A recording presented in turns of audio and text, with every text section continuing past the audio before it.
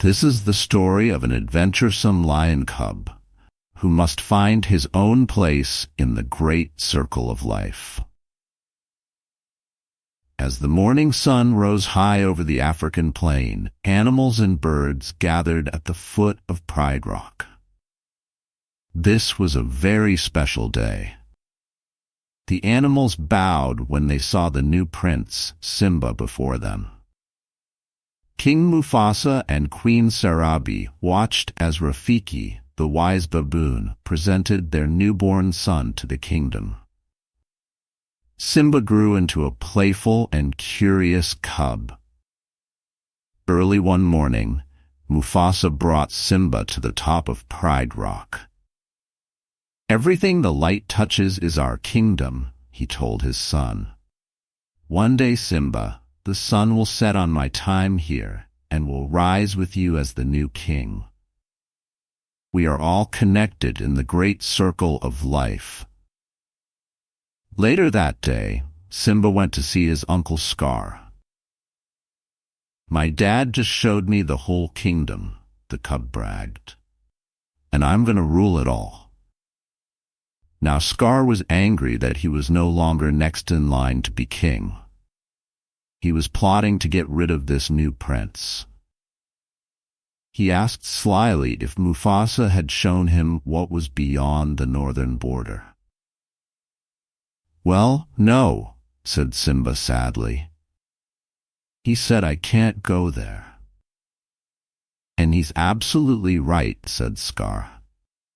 "Far too dangerous. Only the bravest lions go there. An elephant graveyard is no place for a young prince." Simba didn't see his uncle's evil trap. He decided to show his father what a brave cub he could be. Simba set out to find his best friend, Nala, and go visit the elephant graveyard that very day. He had no idea that Scar had ordered 3 hyenas to go to the elephant graveyard too, to kill the new prince. Simba raced ahead across the plains, leading Nala to the forbidden place. Eventually they reached a pile of bones. "It's really creepy," said Nala. Simba was about to explore a skull when he saw Zazu, his father's trusted advisor. Zazu commanded them to leave immediately, saying, "We are all in very real danger." But it was already too late. Nala and Simba were trapped by 3 laughing, drooling hyenas. Simba took a deep breath and tried to roar, but only a squeaky rumble came out. The hyenas laughed even more at that. Simba took another deep breath.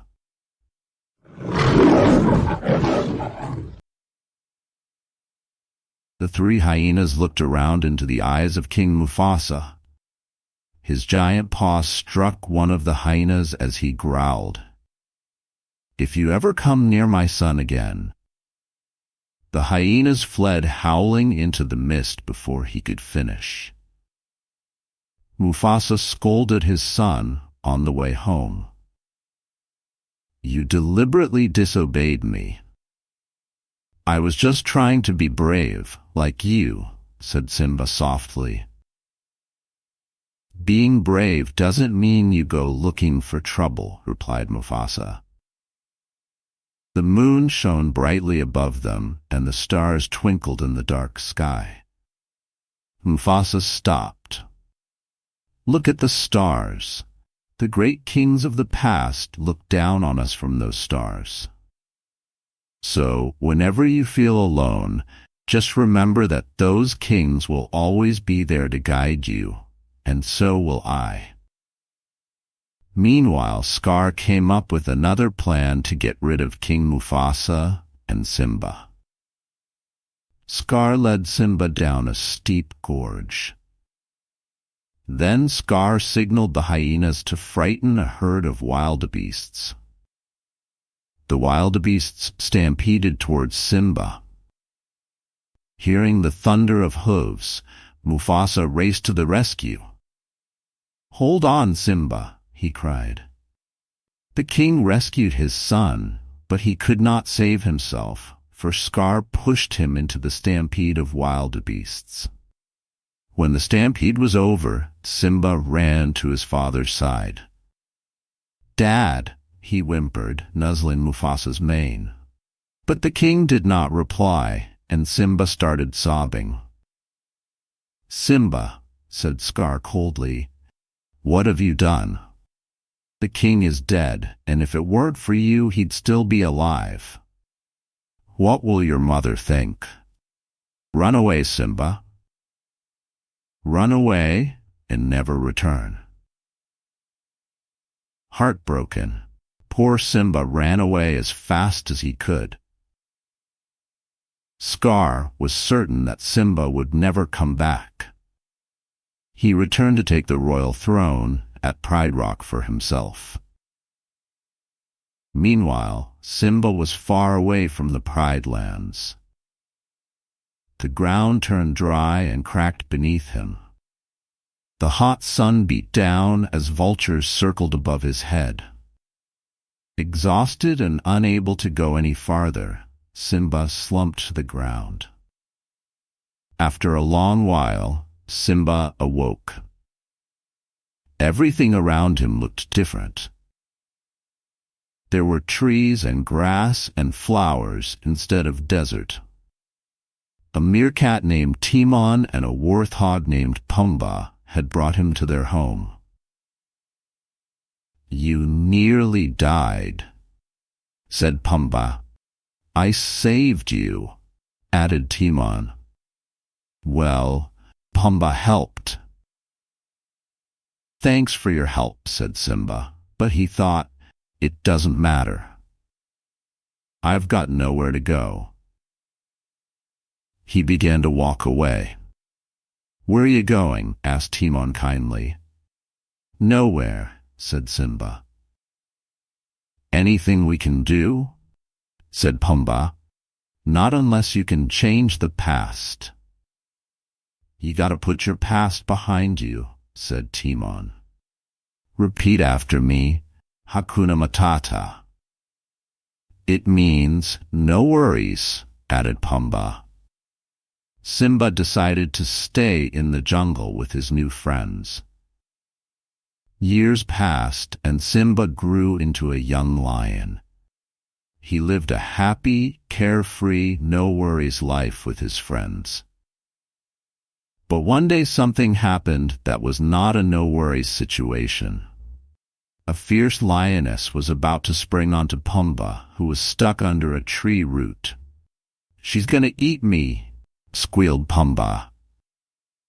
Simba rushed over to help. Simba wrestled with the lioness, but then realized she was his old friend Nala. "You're alive," she said happily. "That means you're the king."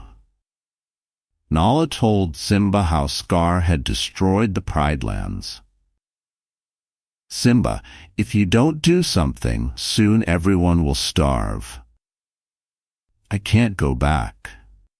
"You wouldn't understand," said Simba.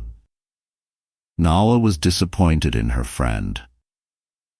"Don't you understand? You're our only hope." Nala turned and left her friend alone. That night, Simba lay by a stream, thinking. He heard a noise and looked up. It was Rafiki. "I know who you are," said Rafiki. "You're Mufasa's boy. He's alive, and I'll show him to you." "You follow Rafiki. Come on."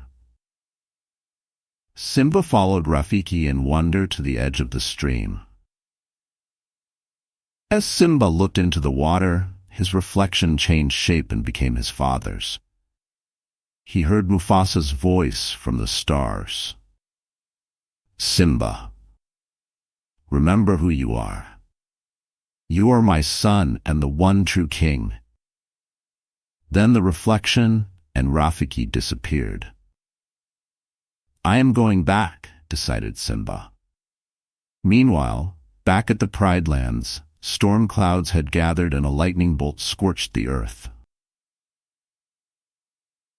As the dry grasses caught fire, huge flames swept toward Pride Rock, and a lion appeared through the smoke. It was Simba. Scar lunged at Simba, determined to kill him, just as he had Mufasa. Timon and Pumbaa joined in the fierce battle that followed, and the lionesses drove back the hyenas. Simba finally heaved Scar over a cliff. Scar landed, to find himself surrounded by drooling hyenas. Simba was victorious. Simba took his rightful place as the Lion King, and once again the land flourished. One dawn, the animals and birds made their way again to the foot of Pride Rock. Rafiki picked up a tiny cub. He showed the new princess, the daughter of King Simba and Queen Nala, to the cheering crowd below. The circle of life would continue.